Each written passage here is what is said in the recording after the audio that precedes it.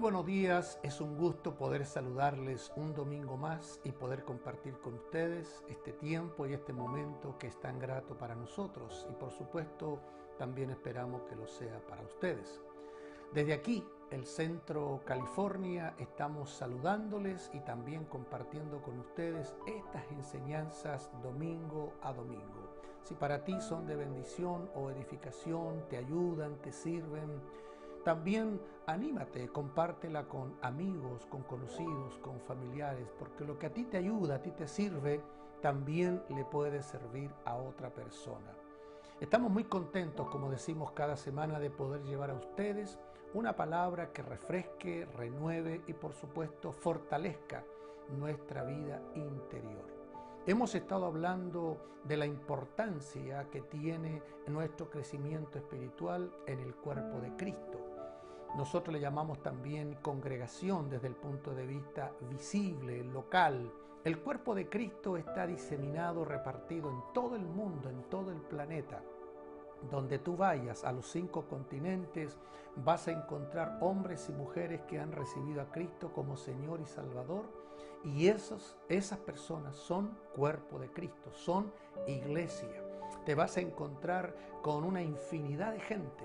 Pero además nosotros nos reunimos, nos congregamos en algún lugar de la ciudad, en algún lugar donde semana a semana tenemos una enseñanza bíblica, nos compartimos también la fe en Jesucristo, ahí también vamos creciendo juntos como familia, como comunidad de fe, lo cual le damos gracias al Señor. Sabemos que la iglesia no es una entidad humana, es una entidad divina, que la iglesia la instituyó el Señor Jesucristo. Él dijo, yo edificaré mi iglesia. Él habla de su iglesia, no de nuestra iglesia. Por lo tanto, la iglesia es divina, la iglesia nació en el corazón de Dios. Pero ¿para qué nos congregamos? ¿Para qué nos reunimos?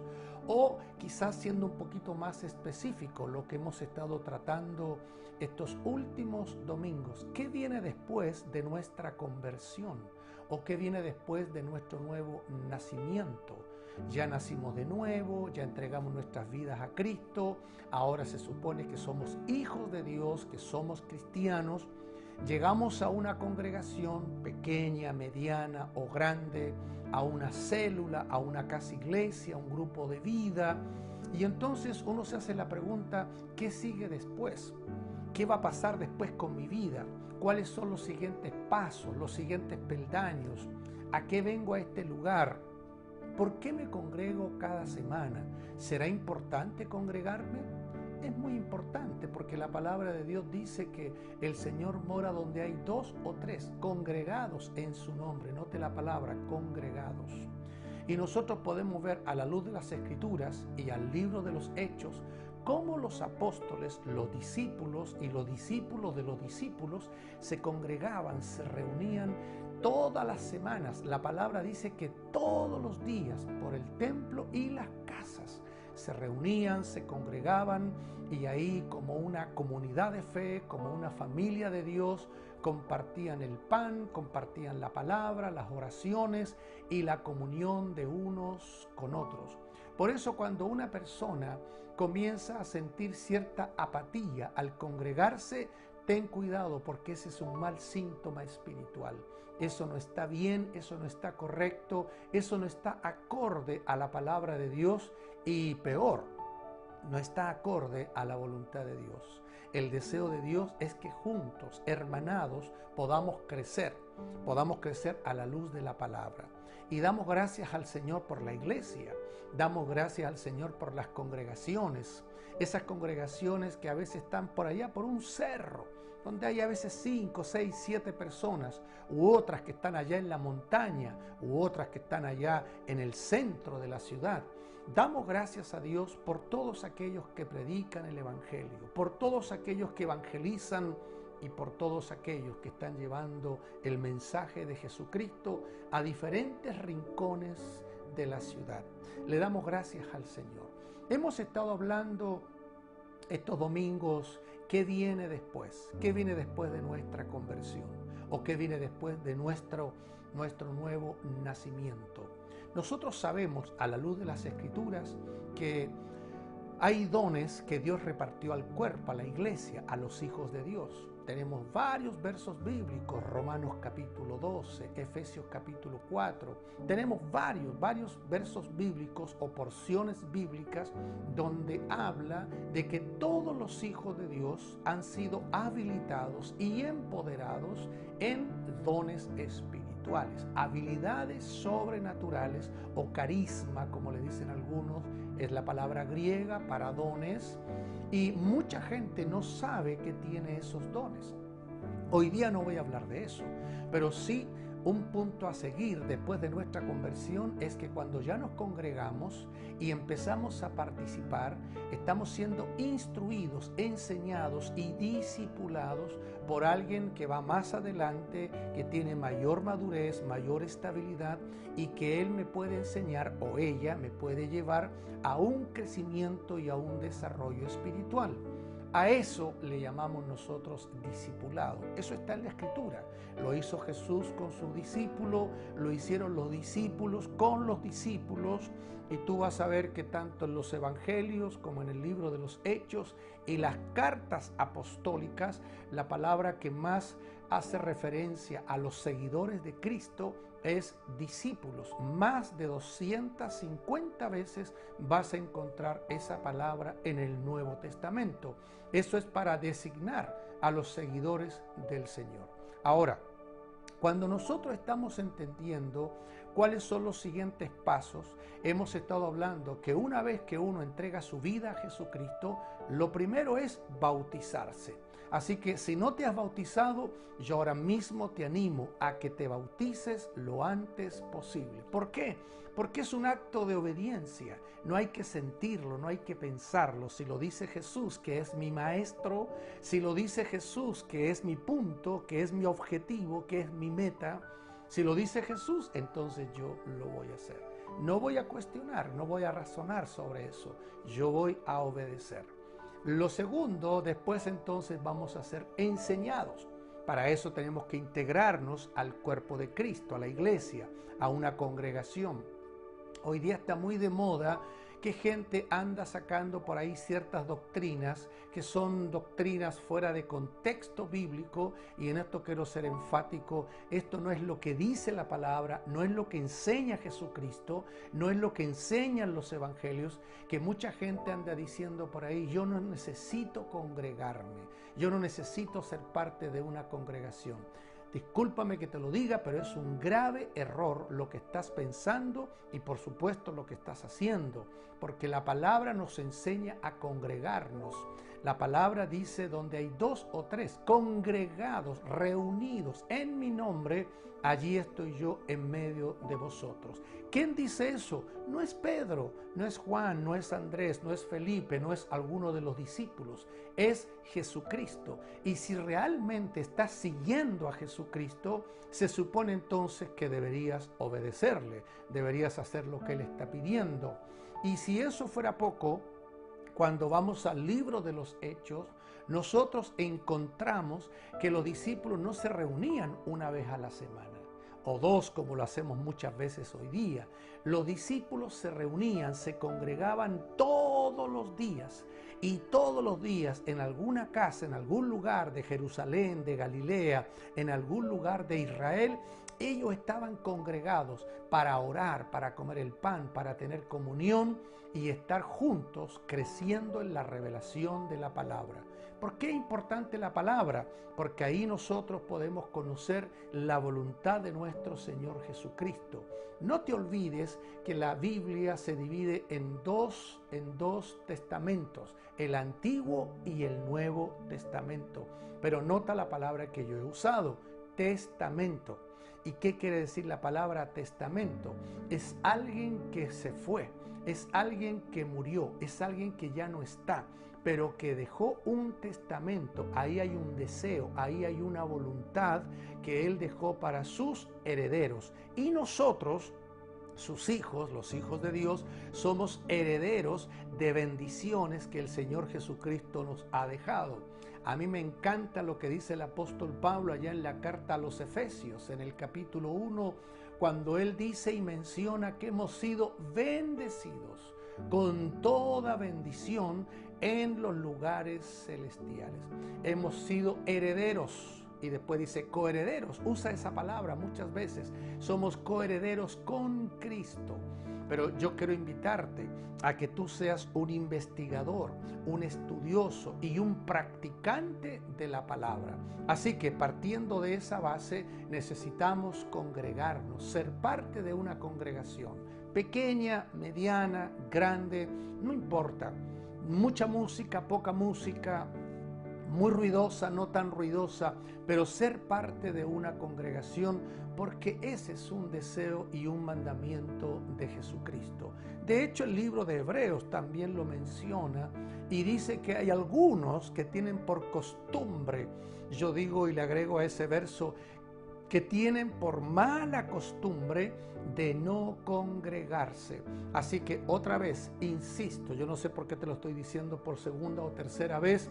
Si tú has tomado una decisión de no congregarte, yo te animo a que vayas repensando esa decisión, hagas un cambio en tu vida, primero por tu propio bien y por el bien de tu propia familia. La importancia de congregarnos. Así que lo primero, después de entregar nuestra vida a Cristo, ya dijimos, bautizarnos. Lo segundo, congregarnos. Lo tercero es ser enseñados, instruidos y discipulados en la palabra de Dios. ¿Por qué? Porque la palabra es el elemento, es la herramienta que Dios ha dejado para nuestro crecimiento espiritual. La palabra de Dios es como el fundamento de la casa, la que sostiene la casa, la que afirma la casa, la que sujeta la casa. Jesucristo usó una figura allá en Mateo capítulo 7, y dice que la casa que estaba sobre la roca, o sea, una palabra sólida, una palabra revelada, inspirada por el Espíritu Santo, la palabra que está, o la casa que está sobre la roca, va a permanecer sólida y firme. Van a venir vientos, van a venir ríos, van a venir tempestades, pero esa casa va a permanecer. ¿Por qué? Porque va a estar sobre la roca, es decir, sobre la palabra revelada de Jesucristo. Así que la palabra es como el fundamento de la casa. La palabra es como la raíz del árbol, que a veces vienen vientos. Ustedes mismos últimamente han sabido de huracanes y cómo árboles, palmeras han resistido a esos vientos de 100, 150, 200 kilómetros por hora, y los árboles se han mantenido ahí bien paraditos. ¿Por qué? Porque hay una buena raíz. Así que si tú te das cuenta, lo que le da solidez, consistencia y permanencia a un discípulo, a una discípula, es la palabra de Dios. Ahora, ¿cuál es la meta de Dios? Es que nosotros lleguemos a la madurez, a la madurez o a la estatura del varón perfecto. Mira, yo quiero invitarte a que leas conmigo ahí en 2 de Timoteo, capítulo 3, verso 16 y 17. Yo sé que este verso lo has leído más de alguna vez y yo sé que cuando lo leamos vas a recordar muchas cosas. Dice, toda la escritura, toda, completa es inspirada o soplada por Dios y útil para enseñar, para redarguir, para corregir, para instruir en justicia, a fin de que el hombre, genéricamente hombre y mujer, a fin de que el hombre de Dios sea perfecto. Esa palabra es maduro, estable, que sabe quién es, a dónde está parado, hacia dónde va. Entonces dice, sea perfecto, enteramente preparado para toda buena obra.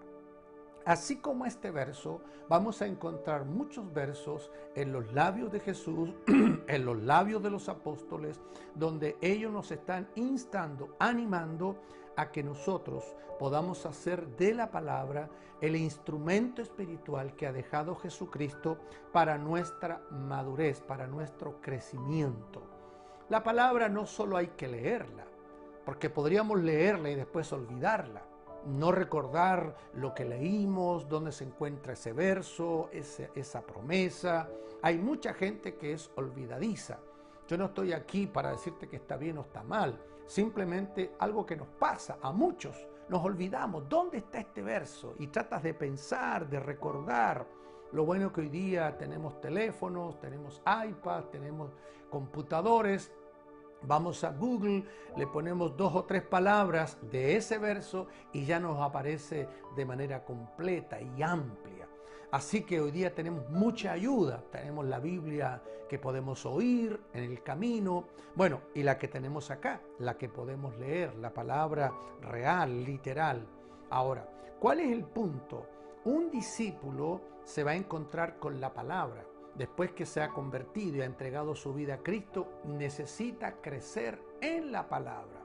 Cuando vamos a Hechos capítulo 2, una vez que estos 3.000 nuevos discípulos se integran al cuerpo de Cristo, mira, se integran a la iglesia. Ellos no se apartan para vivir solos, independientes. Estos 3.000 nuevos discípulos dice que perseveraban. ¿Qué es perseverar? Perseverar es mantenerse, perseverar es continuar. Perseverar tiene que ver con fidelidad, con constancia. Ellos se mantuvieron constantes ¿en qué? En la doctrina de los apóstoles, en las enseñanzas de los apóstoles, que tiene que ver con las enseñanzas de Jesucristo. De ahí entonces la importancia de perseverar. También a mí me bendice mucho un verso que aparece allá en Hechos capítulo 6, verso 4, cuando el apóstol Pedro le dice a la multitud de discípulos: nosotros persistiremos en la oración y en el ministerio de la palabra.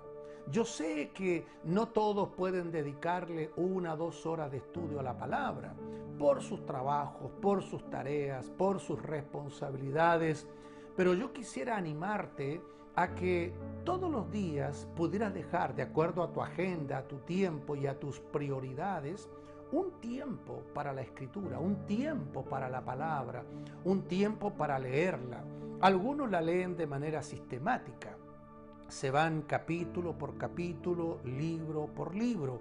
Comienzan en Génesis y terminan allá en Apocalipsis. Algunos obviamente quieren leer de manera saltada, uno del Antiguo Testamento, otro de los Evangelios, otro de las cartas apostólicas, y así van leyendo la Biblia completa. Alguien dijo: si lees 3 capítulos diarios, en un año lees la Biblia completa. Si lees 9 capítulos diarios, entonces en 3 a 4 meses ya leíste la Biblia completa.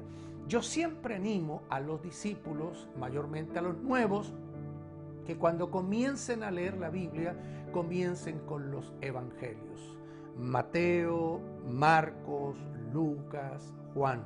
Y así vayan capítulo por capítulo, libro por libro, para que tengan una foto, para que tengan una panorámica más o menos global de lo que fue el ministerio de Jesucristo, lo que hacía Jesucristo, lo que pensaba Jesucristo.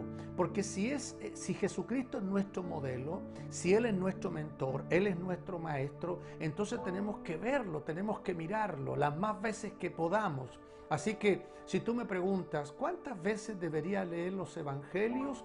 Las más veces que puedas. ¿Por qué? Porque ahí vas a encontrar la vida, crecimiento, desarrollo, ministerio de Jesucristo, muerte, resurrección y ascensión del Señor. Ahí vas a encontrar todo eso. Y yo siempre voy a animarte a que junto a tu Biblia tengas un lápiz, un cuaderno, bueno, los más modernos dirían un iPad o un computador o un teléfono.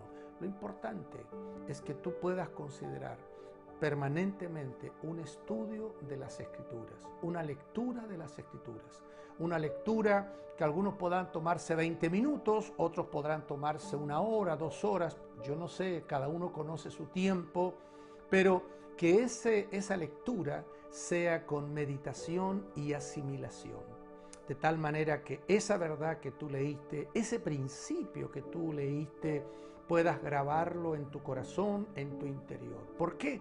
Porque esta palabra es vida. Esta palabra nos lleva a un crecimiento. Es como la vitamina en el cuerpo humano. Es lo que nos va a revitalizar, es lo que nos va a animar, empoderar. Y por supuesto, la fe y la palabra van muy de la mano.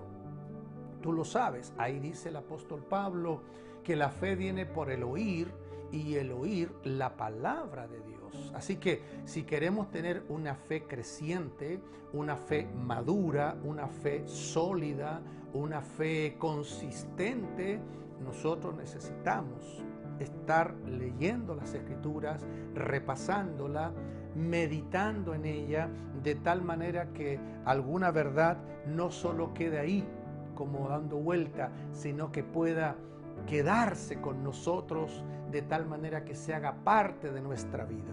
Lo interesante es que cuando nosotros hablamos de la Escritura, hablamos de una palabra que va a estar creciendo permanentemente en nosotros. ¿Por qué? Porque no solo la vamos a estar leyendo, también la vamos a estar practicando. Y dicho sea de paso, mucha gente piensa que la Escritura solamente la vamos a leer el domingo cuando vamos al templo o en la semana cuando vamos a la casa iglesia. Donde quiera que tú te congregues y que lean las Escrituras, qué bueno que la leen, qué bueno que la repasan, qué bueno que la estudian. Hay predicadores o hay maestros que suelen llevar una secuencia de temas. Por ejemplo, el año tiene 12 meses y ellos van enseñando por cada mes un tema. En el año, ¿cuántos temas enseñan? 12 temas. Hay otros que van de manera secuencial, que puede que estén 1, 2, 3 meses con un solo tema, hablando del amor de Dios, hablando del pecado, hablando de la restauración, de sanidad interior, hablando de escatología, de teología, bueno, diferentes temas. La palabra en realidad es infinita, es un océano insondable. Nunca terminas de aprender. No es que tú digas, bueno, yo ya sé mucho, yo ya aprendí mucho porque estoy aprendiendo esto, porque ahora sé un poquito de griego, un poquito de arameo o un poquito de hebreo. No, no te confundas. La palabra siempre, siempre tiene algo que decirnos y algo que enseñarnos. Por eso siempre yo le digo a la gente, cuando vayas a las Escrituras, siempre tienes que ir con un corazón humilde, como el corazón de un niño, con ese deseo de aprender, de conocer. Por eso siempre caminamos como aprendices, caminamos como alumnos, no que ya lo sabemos, no. Una cosa es saberlo acá y la otra es que esa verdad que está en mi intelecto se haga vida práctica, se haga parte de mi experiencia, de mi vida cotidiana. Lo importante, lo interesante de la palabra de Dios es que ella nos va haciendo más semejantes a Jesucristo. Cuando la vamos conociendo, cuando la vamos practicando, esa palabra nos va llevando al carácter de Cristo. Él es el modelo, Él es nuestro objetivo, Él es nuestra meta, Jesucristo. Por eso la importancia de que un discípulo, una discípula, esté cotidianamente, permanentemente, leyendo, conociendo y estudiando la palabra de Dios. De allí entonces que yo te invito a que todos los días tú apartes, tú separes un tiempo para orar, que es conversar con Dios, hablar con Dios, decirle lo que sientes, lo que piensas, hazle preguntas a Dios, conversa con Dios como conversas con tu papá, tu mamá, tu esposo, tu esposa, tus hijos, habla con Dios. Esa es la forma de orar, de manera espontánea. Y también, aparte de la oración, tomamos esos tiempos para leer las Escrituras. Si tú me pides un consejo y me preguntas a mí, yo te diría, hazlo de manera secuencial. ¿Por qué? Porque la Biblia es un libro temático que va de principio a fin. Te lleva de una A para llevar y terminar a una Z. La palabra lleva ideas que van entrelazadas, eslabonadas. Nosotros tenemos una Biblia que tiene capítulos, que son los números grandes, y versos, que son los números chicos. Entonces decimos, vamos a ir a 2 de Timoteo, capítulo 4, verso 3. Y usted va en su Biblia, lo busca y lo lee. Eso hacemos normalmente cuando nos congregamos, cuando nos reunimos, pero en realidad en el original, ya sea en arameo o en griego, la Biblia no está escrita así, ni con capítulos, ni con versos. La Biblia está escrita de un todo, es decir, es un relato de comienzo a fin. Así que, pero eso es un detalle, no quiero tampoco quedarme en eso. Lo importante es que la escritura, que la palabra de Dios se convierta para nosotros en ese alimento diario y cotidiano. Por eso es importante que nosotros como hijos de Dios estemos renovando nuestra mente, y la mente se renueva con la palabra de Dios. Esa palabra revelada, esa palabra inspirada, esa palabra que el Espíritu Santo va a poner en nuestros corazones. Esa palabra es la que va a ir renovando nuestra mente, y por supuesto cuando se renueva nuestra mente también se renueva nuestro lenguaje, y cuando se renueva nuestra mente y nuestro lenguaje también se renueva nuestra conducta. Hoy día vamos a llegar hasta aquí. Estamos viendo qué sucede, qué ocurre o qué debería ocurrir después de haber tenido un encuentro con Jesucristo. ¿Qué te parece si oramos y le damos gracias al Señor? Padre, yo quiero orar y bendecir a aquellas personas que hoy se conectaron. Que la gracia de tu Espíritu, la bendición de tu Espíritu esté en cada uno de ellos. Gracias, Señor, porque tú eres un Dios poderoso y misericordioso. Que tu palabra sea una palabra que nos dé crecimiento, que nos refresque, que nos renueve, y que cada día nos lleve a esa madurez, a esa estabilidad, que es el objetivo de cada uno de nosotros, ser más semejantes a ti, llegar a la meta de nuestro Señor Jesucristo. Te damos gracias, Señor, por ser un Dios tan hermoso y tan bueno, y habernos permitido este día compartir tu palabra y compartir unos con otros, esperando que esta palabra llegue a los corazones y a las vidas que lo necesiten. Pido tu hermosa y poderosa bendición en el nombre de Jesucristo, nuestro Señor. Amén y amén. Ha sido un gusto compartir con ustedes este pensamiento, esta enseñanza, como tú lo quieras ver. Desde aquí te deseamos un buen y hermoso domingo, y Dios mediante nos vemos la próxima semana. Que Dios bendiga tu vida, tu familia. Estamos en